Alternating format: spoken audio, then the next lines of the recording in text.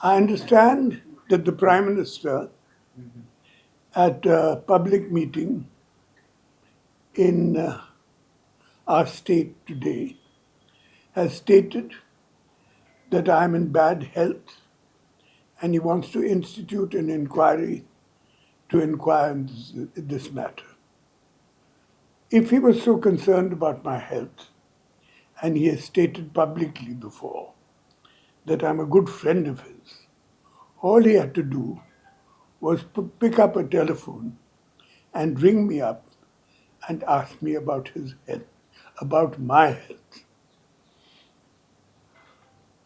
I understand there are a number of people of the Bharatiya Janata Party from Odisha and Delhi who have been spreading this rumor about my health for the last 10 years. Let me assure the Prime Minister that I am in perfect health and I have been campaigning in our state for the last month. Instead of concerning himself about such rumors, he should concentrate on the revision of coal royalty for our state and also our demand for special category status, which we have been making for years. This will benefit the people of Odisha with all that funding. Now, if you will excuse me, I have to leave for Nimapara, where I am campaigning.